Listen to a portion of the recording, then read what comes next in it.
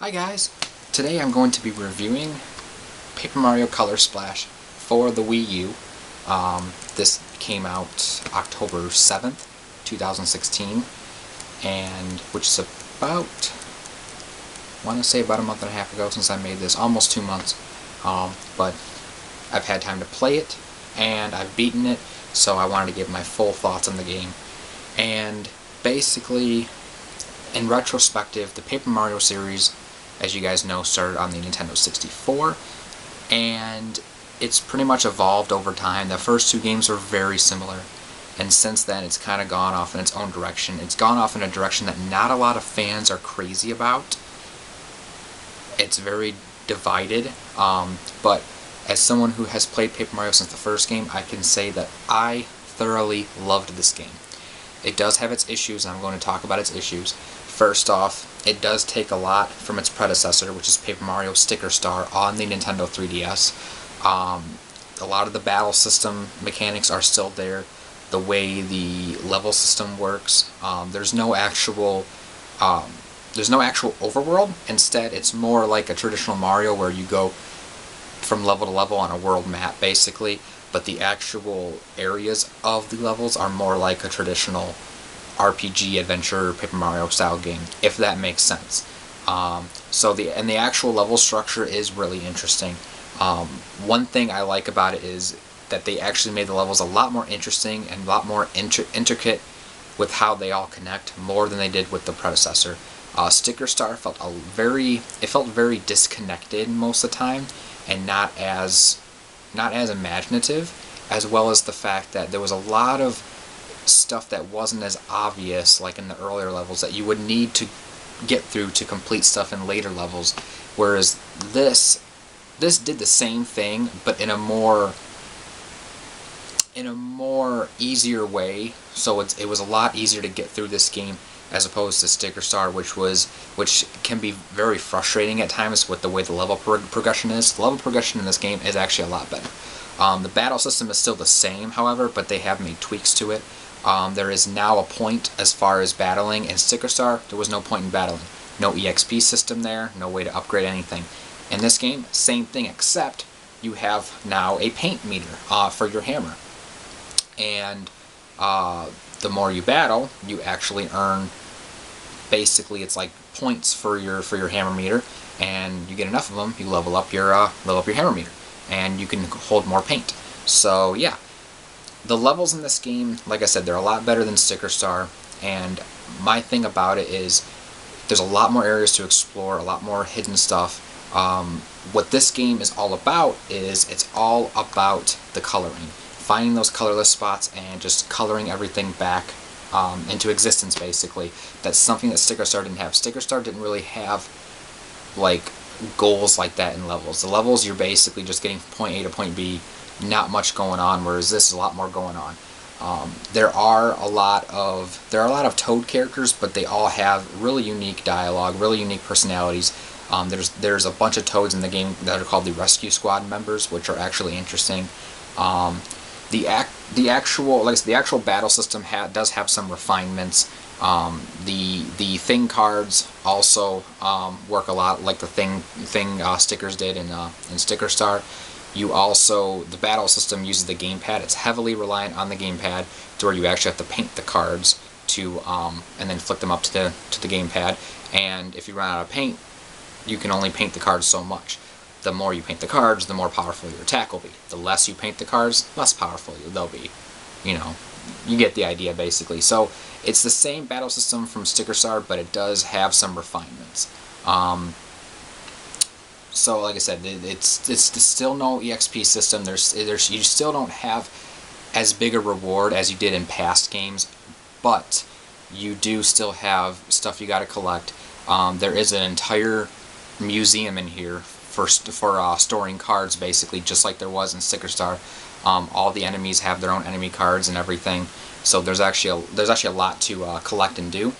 As far as side quests goes, there's not a whole lot of side quests. There's only really there's a couple like achievement like things that are in the hub world.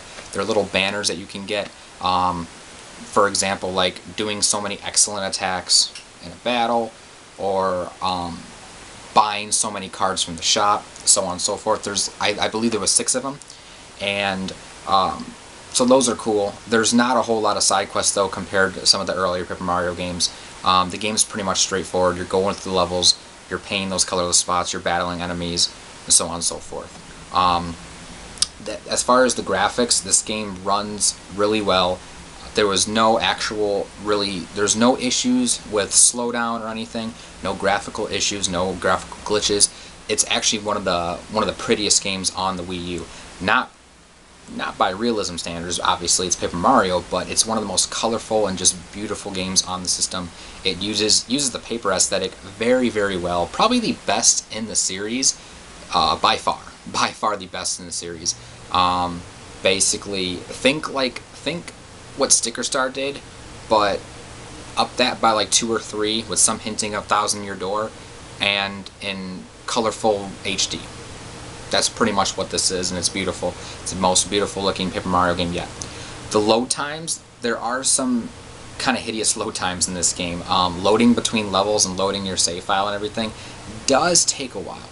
Luckily, there's not too many load times in the games, besides going from level to level and loading your file and stuff, so there's not too many, but the load times are there. They can be a little bit ridiculous. The music in this game, music is great. It's got a great soundtrack.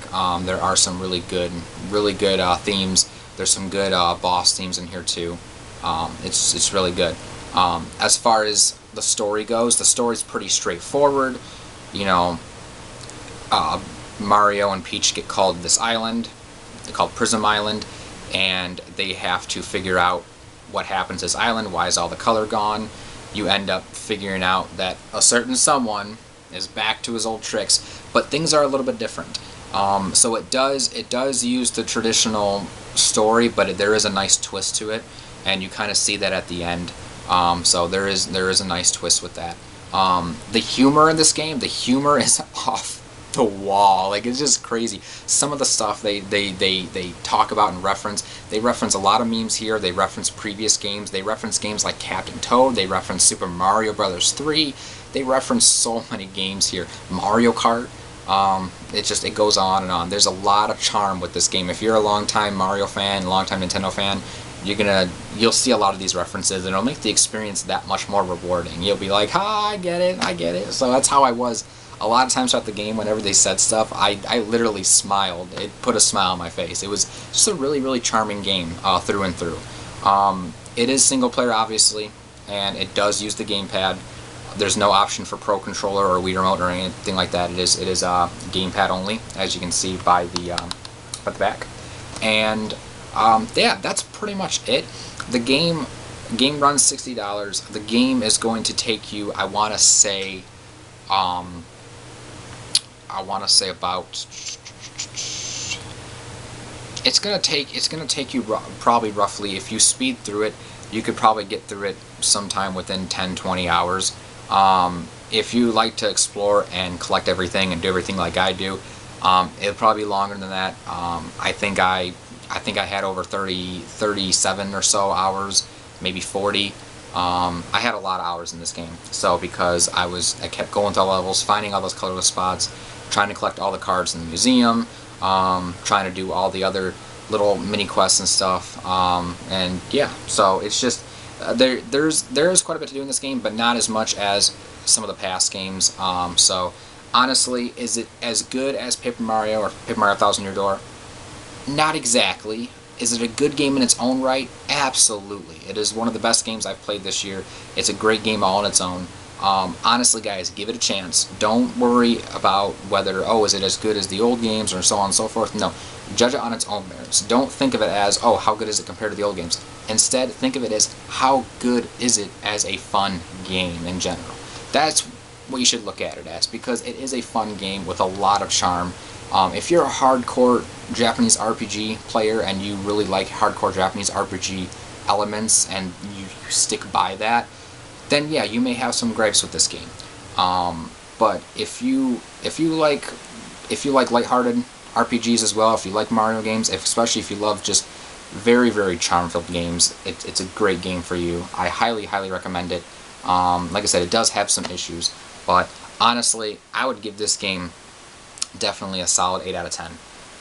It's like I said, it has some issues. There are some annoying side quests. The Rochambeau temples are very, very luck based. Not a fan of those. And like I said, some of the issues from Sticker Star are still there. There's not too many unique characters, although the toads in this game are a lot better, as well as the enemies. The dialogue and the charm is all there. Your main companion, the little pink can dude, Huey, he oh, he's actually on the cover too. But he's awesome. He's fun. He's a very great character.